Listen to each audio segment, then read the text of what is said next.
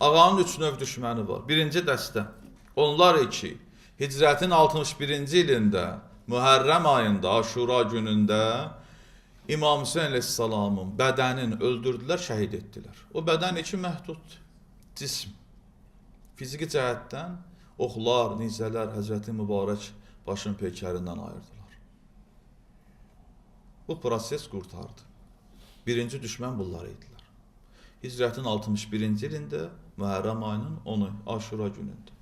İmam Hüseyin əleyhissalamın cismini öldürdülər, şəhid etdilər. İkinci növ düşmənlər, onlardılar ki, onlar tarixdə çalışdılar Hüseyin ibn Əlinin əsərləri məhv etsinlər. İmam Hüseyin əleyhissalamın qəbrini dağıtdılar, zairlərin incitdilər, ziyarətinə qadağalar qoydular, Həzrətin qəbri şərifinin kənarında yaşayan insanları incidirdilər. Bu dəstə düşmənlər birinci dəstə düşmənlərdən təhlükəlidirlər. Çünki bunlar Hüseyin ibn Əlinin əsərlərini məhv etməyə çalışırlar. Bilirsiniz də, istər dünyəvi nöqteyi nəzərdən, istər dini nöqteyi nəzərdən. Məsələn, Lev Tolstoy, nə bilim, böyük alimlər, qərb alimlər və s.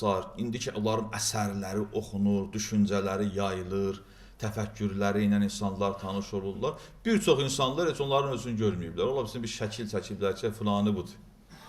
Amma əsərlər qalıb. İnsanlar o əsərlərlə yaşayırlar. O əsərləri məhv etmək, o adamın özünü məhv etməkdən daha təhlükəlidir. İnsan bir ömür yaşayıb özündən əsərlər qoyub gedib. O əsərlər o adamın özündən daha təsirli olur. Kitablar yazıb qoyub gedib, xət qoyub gedibdi. İstər fəlsəfədə, istər başqa şeydə. Dini alimlər görürsən təfsirdə və s. Bunlar istəyirdilər Hüseyin ibn Əlinin əsərləri məhv eləsinlər. Onlar bilirdilər, düşmən də ayıqdır, bilirdi Hüseyin ibn Əlinin qəbri hansı qüvvəyə malikdir. Onlar indi də bilirlər Hüseyin ibn Əlinin ziyarətinə getmək insanlara bəsirət verir. Hüseyin ibn Əlinin ziyarəti onlar üçün nə qədər təhlükəlidir, onlar bilirlər onu. Hüseyin ibn Əlinin qəbri şərifinin kənarında insanları incidirdilər ki, orada bir şəhər olmasın. Aradan geçsin bu qəbir, bu insanlar, bu unudulsun geçsin. Unutturmaq istəyirdilər. Çox təhlükəli bir şeydir. İkinci dəstə düşmənlər bunlardılar. Mütəvəkkil Əbbasilər və s. Dağıdılır. Tarixən İmam Hüseyin əleyhissalamın qəbri şərifini neçə dəfə dağıdıblar. Amma müvəffəq ola bilməyiblər. Çünki Allahın iradəsi var. Üçüncü dəstə düşmənlər, ən təhlükəli düşmənlərdirlər ki, bu mövzu birinci xütbəyə aiddir. Üçüncü dəstə düşmənlər ən qorxulu, təhlükəli düşmənlərdirlər. Bunlar kimlərdilər? Onlar istəyirlər Hüseyin ibn Əlinin qiyamının hədəfləri məhv eləsinlər. Əksinə, ola bilsin hətta bunlar məclislər qursunlar, əzadarlıq keçirsinlər, icazə versinlər müəyyən şəraitə insanlar aldadmaq üçün. Sekular əzadarlığa icazə versinlər. Hansıdır sekular əzadarlıq? Yəni dinin siyasətdən ayrı olması. Gəlin ağlıyız, sinə vuruz, ya Hüseyin, ya Əbəlfəz, qara köynək və s. olsun. Ehsanlar, süfrələr, millət tökülsün. Amma orada hansısa əmr bi mərufdan, nəhyəz münkərdən, zülmə, zalimə qarşı etirazdan ələl xüsus Hüseyin ibn Əli nə üçün qiyam eləyib olmasın, o söhbətlər açılmasın. Çünki o hədəflər elə bir hədəflərdir ki, hər gün, hər zaman aktualdır. Həmişə zəmanənin zalimlərin, yezidlərin incidən hədəflərdir, istəklərdir olar. Zalimlər nə istəyirlər? Zalimlər istəyirlər ki, fəsad, günah çoxalsın. Narkotik yayılsın, ailələr dağılsın, cəhalət, savadsızlıqlar olsun, millətin başı qarışsın, öz qarınlarının hayında olsunlar, siyasətə baş qoşmasınlar. Xülasə bu cür olsun da, cəhalət hökm sürsün cəmiyyətdə, azğınlıq olsun. Nə üçün? Çünki azğın, cahil, xurafata uyan, avam, savadsız cəmiyyəti idarə etmək, kölə etmək çox asandır. Çox asandır bu məsələ. azğın cəmiyyəti idarə eləyəsən. Savadsız cəmiyyəti, zülmətə, cəhalətə düçar olmuş cəmiyyəti nə var idarə etmək? Savadsız cəmiyyəti. Görürsən, savadsız adama bir sözlə insan yola verir. Amma savadlı adam sual verir. Nə üçün belədir? Niyə belə olmalıdır?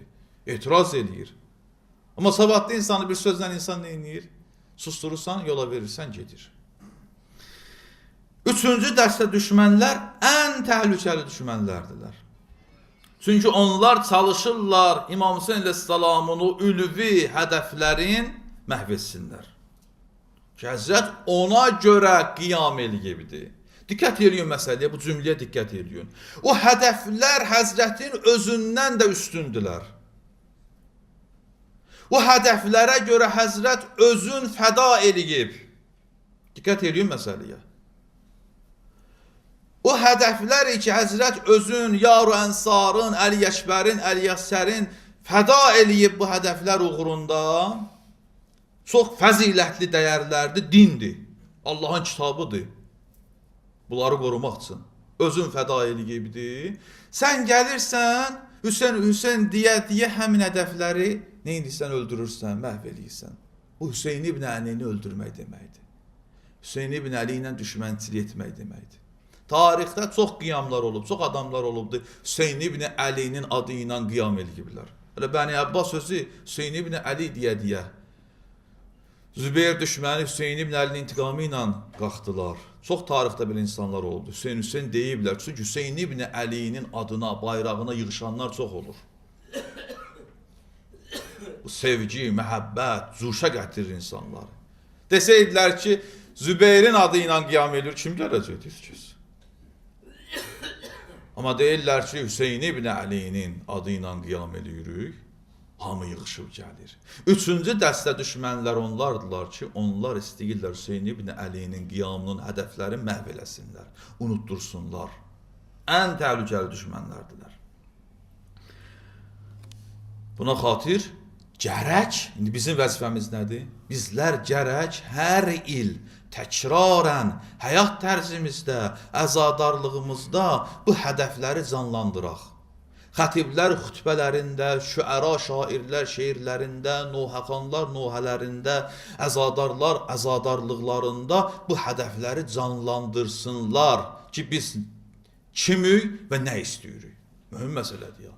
Biz kimlərik və bu əzadarlıqlarda hansı hədəflərin arxasıncayıq?